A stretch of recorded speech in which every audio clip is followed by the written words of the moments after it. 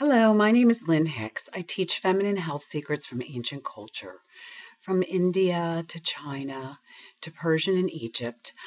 They had stronger feminine communities that gathered, and obviously they were together a lot more.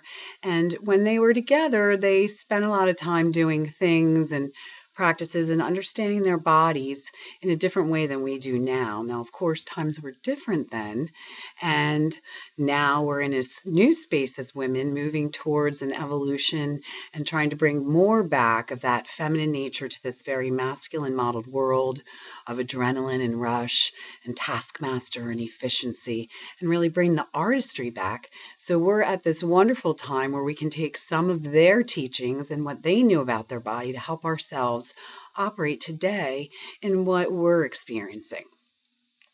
I'd like to begin by talking about taste, the sense of taste, the pleasure of taste, and the oxytocin that this creates, the wonderful feeling this creates, and how lovely food makes us feel. We can use this for our health and for our benefit and to create oxytocin and relaxation in our body.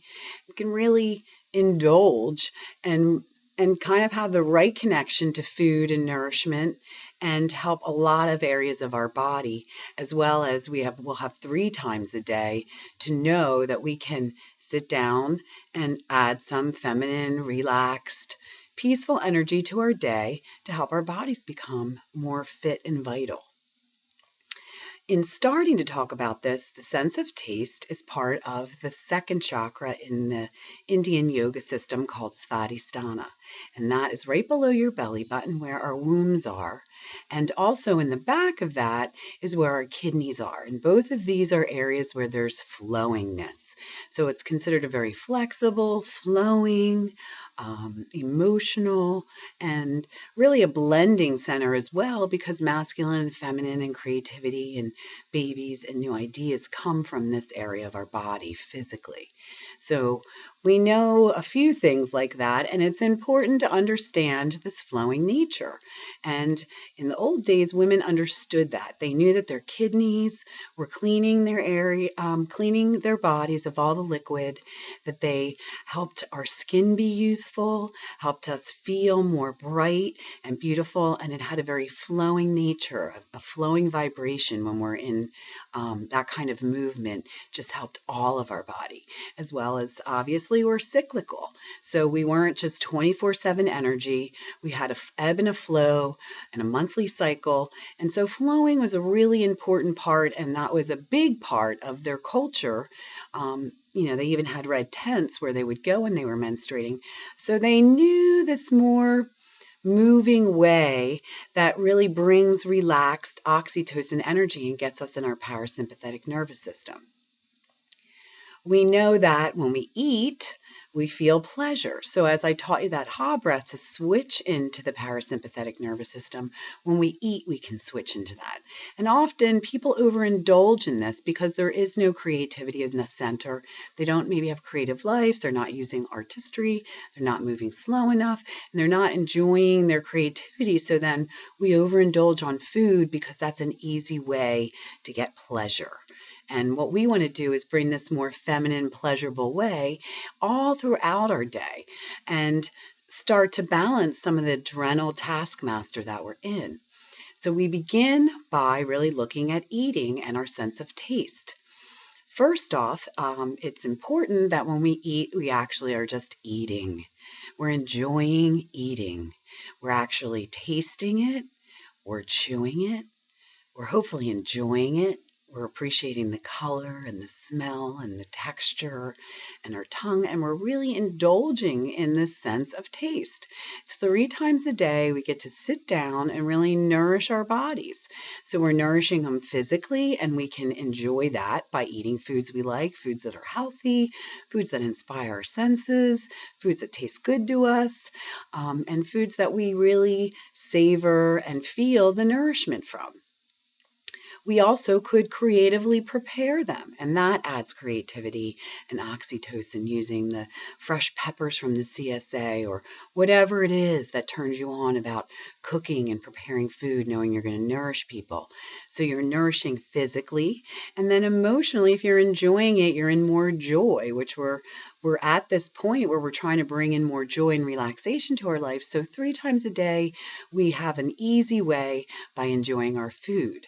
And if we use good thoughts and we're really thinking and enjoying and indulging in our food, then all 3 of our bodies are getting fed and nourished.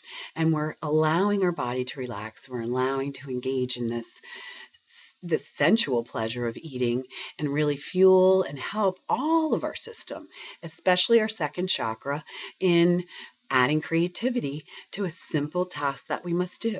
Now, I'm the first one to say I was not a big cook until I learned all this.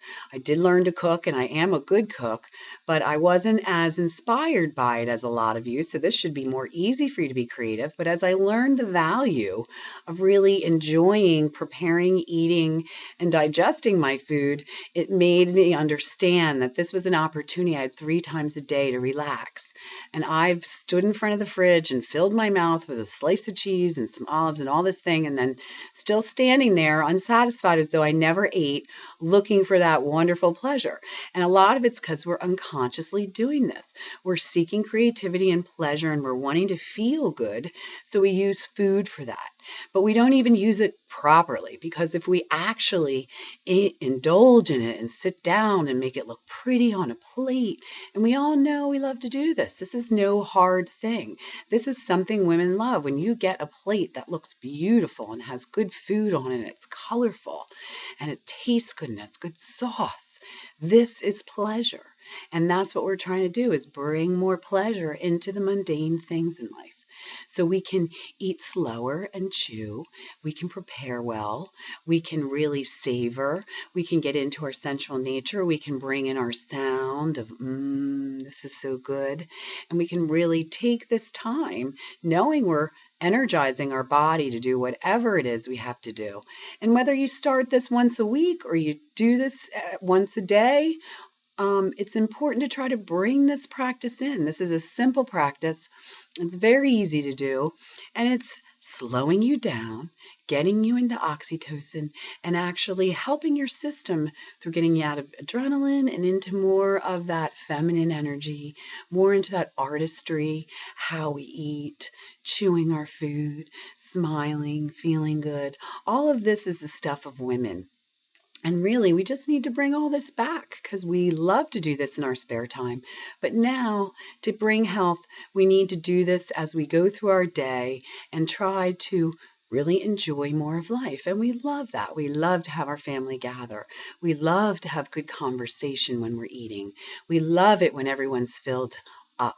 And when you really take the time to indulge and really taste it and eat it, you don't eat too much, because when indulgence is over, it's over and you're done. And you savored the whole thing, so you're not unfulfilled, you're satisfied, you feel good, and your body's naturally just going to regulate eating right, because you are taking the conscious presence to be in your body, to taste your food, to enjoy your food, to savor your food. So these are all important ways to bring more pleasure. And we can do it 3 times a day, and we can really help our creative center. We can help our artistry. We can help our feminine way, and we can have fun and play with this. That is my lesson for today. I wanted to share to you the power of the taste and that sense, and all the ways, wherever along the way you can bring that in, whether it's cooking, whether it's eating more slow, whether it's eating more healthful, really thinking about how you're eating and taking the time to enjoy it. It's pleasure. It's good. It's feeding ourselves. And this gives you so much more time now to get out of adrenaline and actually use that wherever you can and bring pleasure and oxytocin to your life, so you can have more health and vitality. You'll naturally eat great. If you indulge in cheesecake, you're not going to want cheesecake the next day and the next day and the next day. If you truly indulge in it, the next day you're going to want to savor something else, and you can. You can do that as long as you go in it and know the value of it, have good emotions, savor it, feel it, taste it. You're going to create eating as a wonderful health practice. It's going to become a whole nother experience. You're not going to be just emotionally eating and stuffing yourself.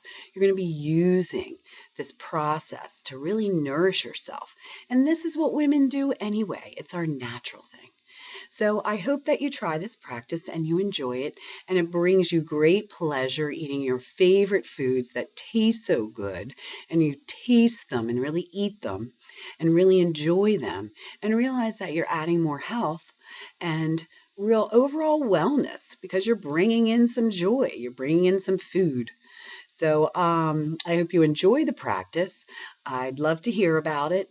And I will let you know on my next video another way that we can bring this pleasurable oxytocin into our mundane tasks and really support ourselves being healthful, beautiful women at whatever age. Thanks.